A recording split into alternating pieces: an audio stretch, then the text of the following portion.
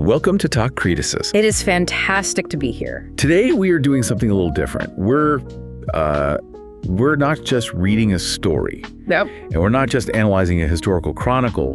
We are, I think, unpacking a manual on survival. That's a great way to put it. A manual. We're looking at a text that, on the surface, it looks like a chronicle of high adventure battles, shield walls, sea chases, the whole 9 yards. Mm-hmm. All the good stuff. But underneath the hood, it's really a seminal case study in statecraft, in asymmetric warfare, and maybe most importantly, the birth of naval doctrine. Precisely. We are diving deep into the Dragon and the Raven. Yeah. And for anyone who isn't familiar, the setting is 9th century England. Right. And that's a time when the very idea of England was, well, it was hanging by a thread. It didn't really exist yet, did it? Not really, no. It was a patchwork of squabbling kingdoms. And the text, it centers on the campaigns of King Alfred of Wessex, the only monarch in English history, by the way, to be called the Great. A title he definitely earned. Oh, absolutely. And it also follows his fictionalized ealdorman, a character named Edmund of Sherborn, who sort of embodies the practical military side of Alfred's genius. And the stakes, I mean, you can't overstate them. They could not be higher. We're talking about a truly existential clash. It's civilization-level stuff. On one side, you have a settled agrarian Christian society, the Saxons. They're farmers, They are static. They're tied to the land. Their entire world is the parish, the village, the field. And on the other side, you have this mobile, amphibious, pagan military force, the Danes, the Vikings. It's the immovable object meeting the irresistible force. And for a long, long time, the object was very, very movable. Yeah, it was getting steamrolled. The central question the text really poses is this: how does a static, divided nation like the Saxons defeat an enemy that possesses total initiative? And that's the key word, isn't it? Initiative. It's everything. Because the Danes are everywhere and nowhere. They strike at will. They have complete psychological dominance. They are, and I don't think this is an exaggeration, they are the terrorists of the 9th century. In the truest sense of the word. Yes. They utilize terror as a primary weapon of war. So what's the answer? Because, spoiler alert, history tells us they didn't get wiped out. We're speaking English right now, not a dialect of Danish. Well, mostly. Mostly. The text argues that their survival required 3 distinct shifts. It's almost, you could look at it like a business case study in pivoting. Okay. First, a shift in tactical innovation. So moving from these levy mobs to professional, disciplined phalanxes. From amateurs to pros. Exactly. Second, a technological revolution, specifically the creation of a dedicated navy to deny the enemy the sea. And third, a kind of moral and political asymmetry using mercy and integration to actually break the cycle of total war. Okay, let's unpack this, because I think before we get to the winning, we have to understand the losing. And in the beginning of this text, my God, the Saxons are definitely losing. Oh, they are getting absolutely hammered. It's just one disaster after another. They are hemorrhaging territory, men, morale, everything. And to understand why, we have to look at what I like to call the Saxon deficit. The Saxon deficit, I like that. The text opens with this incredibly bleak picture. Northumbria is gone. Mercia is crumbling. East Anglia is being overrun. The Danes are described almost like a force of nature, They're hordes. They're pagan barbarians. But they're not just a mindless mob. Not at all. Strategically, they're a highly mobile light infantry. They're a combined arms force, really. They have ships for transport and infantry for raiding. And that horrific scene early in the text, the massacre at Croyland and Peterborough, it really sets the tone for the psychological terror the Danes inflicted. It's brutal. The text details the looting, the burning of monasteries, the killing of monks. It paints the enemy as something almost non-human in their ferocity. Which is how you'd see it, right? Yeah. These guys show up and burn down your church, which is the center of your entire universe. It's the apocalypse. And that's crucial for the narrative. It shows their center of gravity wasn't just military strength, it was fear. But the text, it pinpoints the specific tactical failure of the Saxons at a place called the Battle of Kesteven. Right. This is a crucial moment for our protagonist, Edmund, because he watches the old way of war fail right before his eyes. He's young here, he's impressionable, and he's watching his entire world collapse because of a specific, repeatable tactical error. So set the scene for us. What went wrong at Kesteven? Because on paper, you'd think the Saxons should have had a chance, right? They're on home turf. They did. They absolutely had a chance. So you have the Saxons under a man named Earl Algar. They are outnumbered, yes, but they have a strong defensive position. They form a shield wall. Okay, let's talk about the shield wall for a second, because in movies, it's just guys standing shoulder to shoulder. And that's not really it. It's so much more physically demanding. It isn't just men standing next to each other. It is a shove match. It's a rugby scrum, but with spears and axes. So it's active, not passive. Very active. You lock your shield with your neighbors, you brace your shoulder, plant your feet, and you push. You are physically trying to shove the enemy line backward. It sounds utterly exhausting. It is brutally exhausting, which is why discipline is so important. But for a while, at Kesteven, it works. They hold the line against superior numbers. And the text makes it clear. Man for man, the Saxon is as strong as the Dane. They're cousins. They are. Same genetic stock, same basic equipment, a spear, a shield, maybe a helmet if you're lucky. There's no major tech gap at this point. But then comes the trick, the fatal error. Exactly. The Danes are smart. They're veterans of 100 of these fights. They realize they can't break the wall through brute force. The Saxons are too stubborn, too brave in a way. But they use their brains. They feign a retreat. They pretend to panic. You know, a few guys in the front line throw down their shields. They turn their backs. They start to run. And this is where the Saxon deficit kicks in with a vengeance. This is the lack of professionalism. Precisely. The Saxons are the Fyrd. And we need to really understand what the Fyrd is, because it's the key to all their early failures. Yeah, they're not soldiers. They're not soldiers. These are farmers, blacksmiths, bakers. They are called up from their homes for a few weeks a year to defend their specific patch of dirt. A militia. A local militia. They are brave individually. If you attack their farm, they will absolutely fight you to the death with a pitchfork. But they aren't a professional army. They don't have drill discipline. They don't have that ingrained response to orders under pressure. So see the enemy running, and the red mist descends. They think, we won. Charge. The bloodlust takes over, the adrenaline spikes, and they do the one thing you must never ever do. They break ranks to pursue. Oh no. They want to cut down the running enemy, get some glory. And the moment they break that formation, the moment that shield wall opens up, it's over. The trap snaps shut. The Danes turn around. And you have to imagine the absolute terror of that moment. You are running forward, screaming in victory, feeling invincible, and suddenly the fleeing enemy stops on a dime, turns around with a grin, and you realize you are alone. You're exposed. Totally exposed. You don't have your neighbor's shield covering your left side anymore. You're an individual, not a unit. And the Danes just cut them to pieces. Earl Algar and the others die heroically, but they die foolishly. It's so tragic because they had it won. They literally had victory in their hands and threw it away because they couldn't follow a simple order. Hold the line. It's a catastrophic failure of command and control, and it's a lesson Edmund learns in the most brutal way possible. And this feeds into the wider political context, doesn't it? The text mentions the unhappy divisions between the Saxon kingdoms. It does. They weren't just fighting the Danes. They were barely on speaking terms with each other.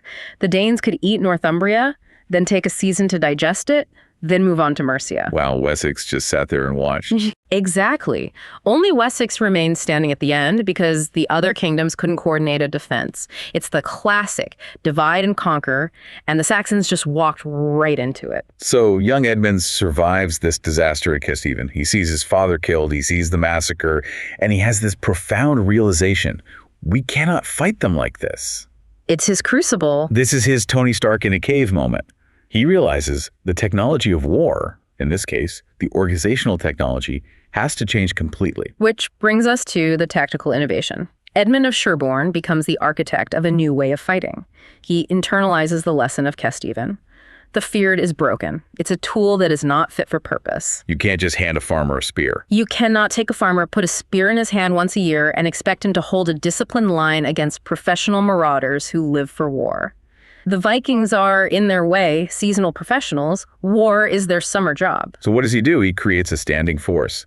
This is a huge shift, right? I mean, for the 9th century, this is revolutionary. We're moving from a militia to a regular army. Massive. It's a fundamental restructuring of society. He takes his own people, the men of his shire, Sherborn, and instead of just calling them up when the beacons are lit, he keeps them under arms. For how long? All the time. He pays them wages. He exempts them from their farming duties. This is key. Their only job is to train. He essentially creates a professional regiment. That must have been incredibly expensive and unpopular with the guys who still had to farm to pay for it. Incredibly expensive. It required a total restructuring of his local economy. The text talks about how he had to levy new taxes, manage the land differently, but the alternative was extinction. So he drills them day in, day out. While the rest of England is praying for deliverance, Edmund is drilling his men in a field.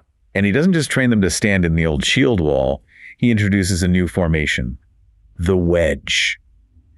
Now, I love this because it feels like something out of a football playbook. It's offensive, not just defensive. It is. And this is fascinating because the text explicitly credits King Alfred with the intellectual provenance of this idea. Oh, interesting. So it's Alfred's theory, Edmund's practice. Exactly. The text references Alfred's reading of classical history. He was a scholar, remember? He'd read about Roman tactics, maybe the Theban sacred band and their wedge formation at Leuctra.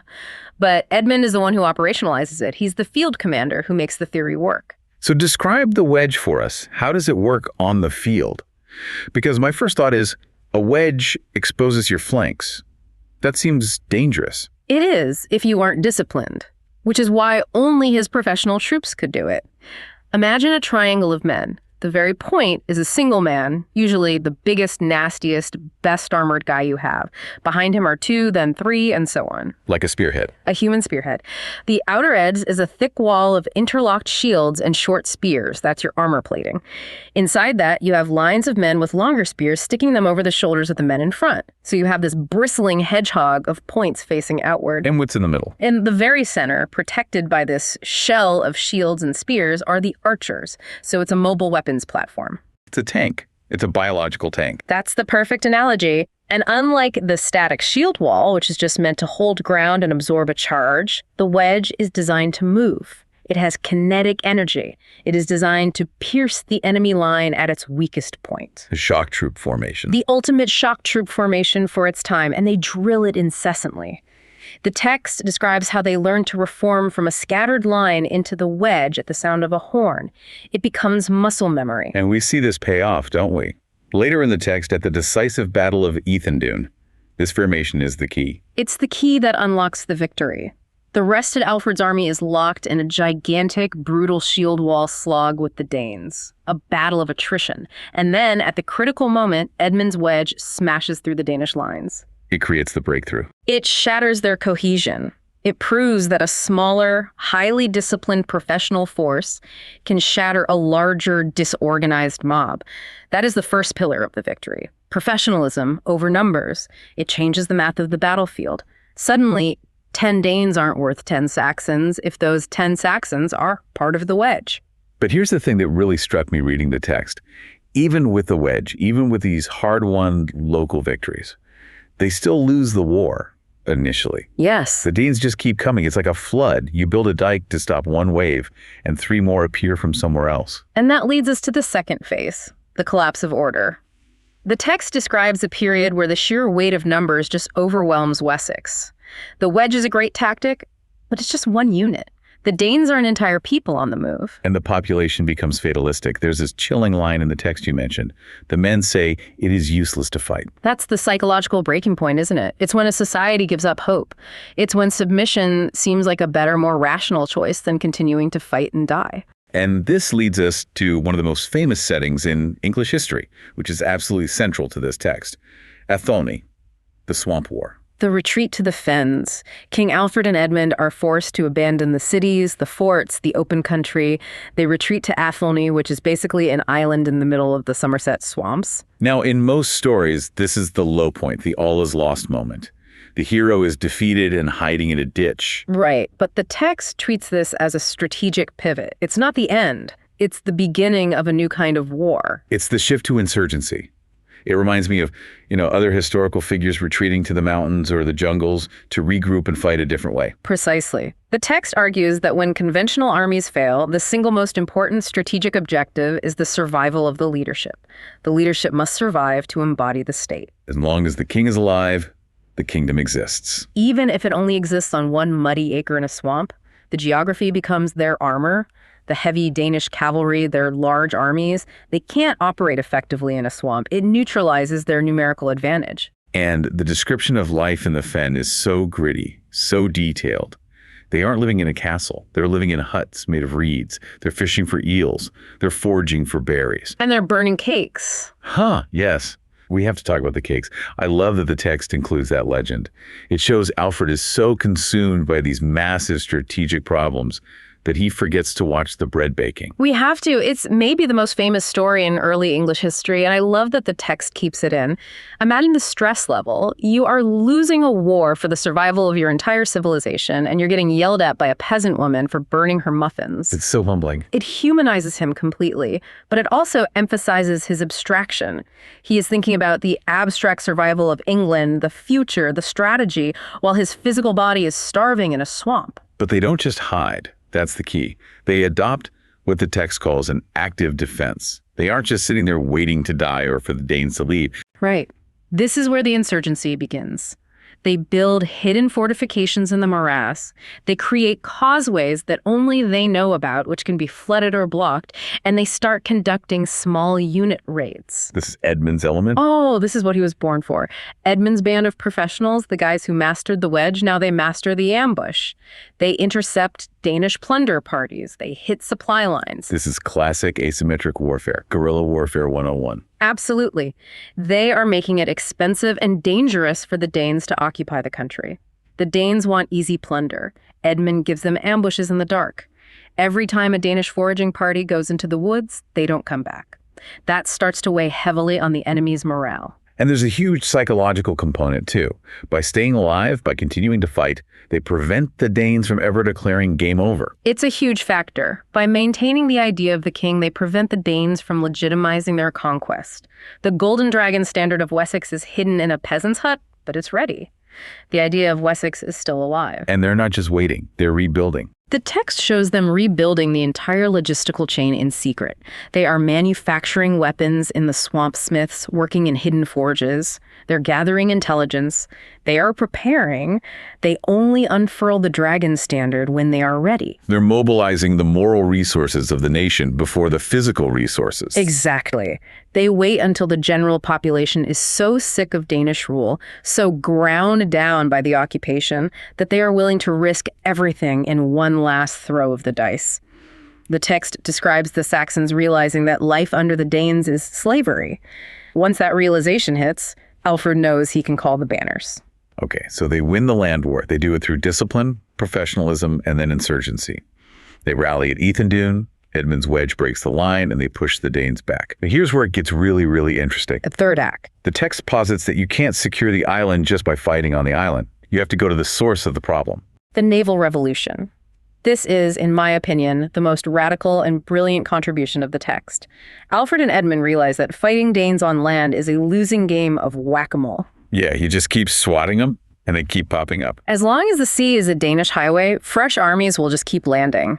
You can kill 10,000 Danes in a battle, and next summer, 20,000 more will arrive from Norway or Denmark. So they need to shift the center of gravity. They have to take the fight to the sea. But the Saxons aren't sailors, they're farmers. The text says they hate the water. They are landlubbers. They fear the sea. It's this alien, hostile environment. But Alfred is an intellectual. The text repeatedly cites his travels to Rome in his youth as a formative experience. And he doesn't want to just copy the Viking longships. No. That's the genius of it. He doesn't want to build a better longship. He wants to build an anti-longship. He wants to beat them. So he adopts Mediterranean naval architecture. He brings in the Genoese galley design. This is like, you said it before, this is like bringing a stealth bomber to a knife fight.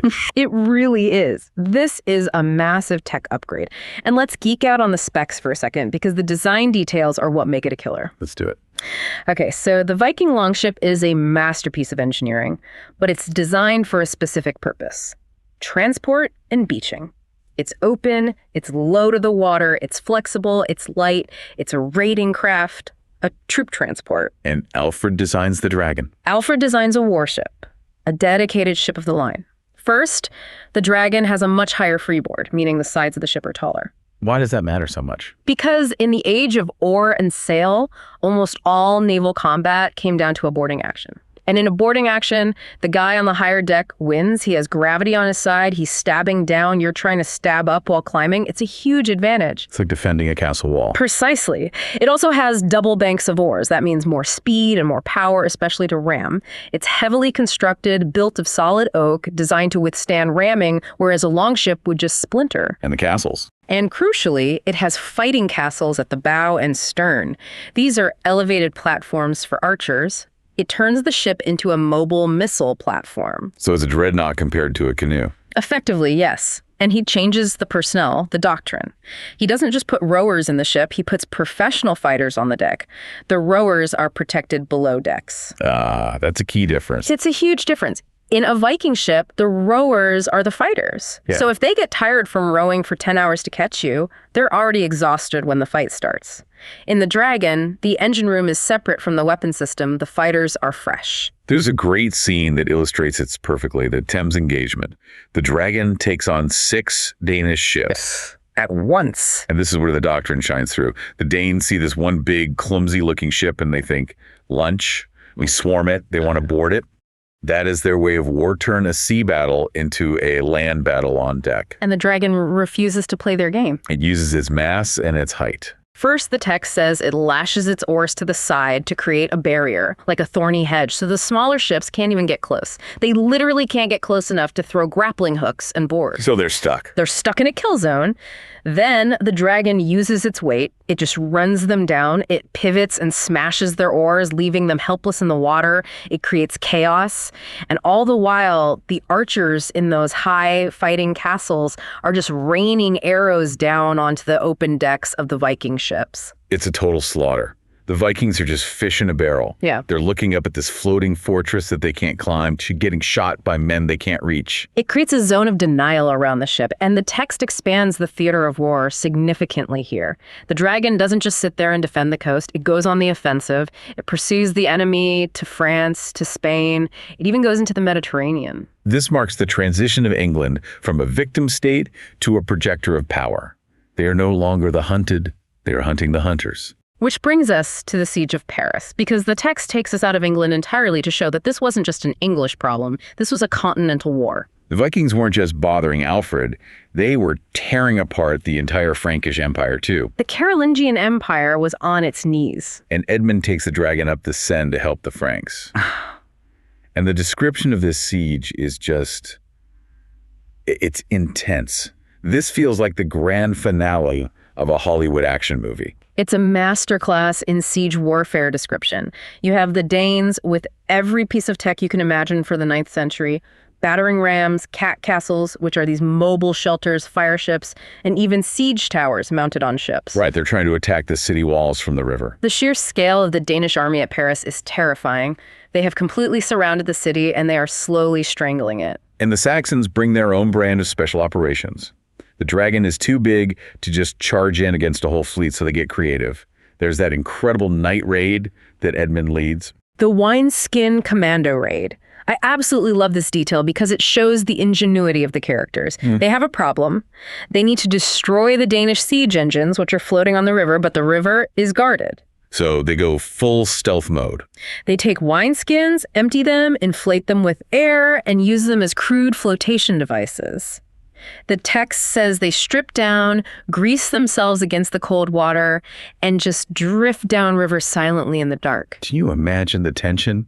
You're floating in freezing water in the pitch black, drifting right into the middle of a fleet of thousands of Vikings. Yeah. One cough, one splash, and you're dead. They drift right into the Danish fleet. They use sharp knives to cut the moorings of the Danish siege towers. They attach pitch and oil to them and set them ablaze. Total chaos. It causes absolute panic. The Danes wake up to fire and screaming, thinking they're being attacked by a massive army, but it's just Edmund and a dozen guys with sharp knives and flint. It's a decisive blow. It saves the city, at least for a while.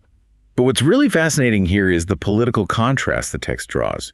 We see two very different types of leadership in Paris. Yes. On the one hand, you have Count Eudes. He's the hero of the city. He's on the walls fighting, pouring boiling oil, leading sorties. He represents that vigorous local warrior leadership. He is like Edmund. He is willing to bleed for his people. And then you have the emperor. The fat King Charles. The fat King Charles. He eventually shows up with a massive relief army, looks at the enormous Danish host, and instead of fighting, he pays them to leave. He pays the Danegeld. The text is absolutely scathing about this. It contrasts the valor of the Saxons and youths with what it portrays as the cowardice of the central Frankish authority. The lesson is explicit. Appeasement fails. Right. They just take the money and go raid somewhere else. They take the money, laugh, and come back next year for more. The text's argument is that military resistance is the only currency the Danes respect. Charles thinks he's buying peace, but he's just renting a pause in the war. This raises a really important question, though. If the only thing they respect is force, does that mean the Saxons have to become just like them? Because that brings us to part 5 of our discussion, which is about the why, the ethics. Because if you just become a better killer, a more efficient monster, have you really saved your civilization, or have you just replaced it with a homegrown version of the thing you were fighting? This is the moral argument of the text, and I think it's what gives the story its soul. It posits a clash not just of armies, but of worldviews. The Christian worldview versus the pagan one. But, and this is key, it doesn't present Christian mercy as soft or weak. It presents it as a strategic asset.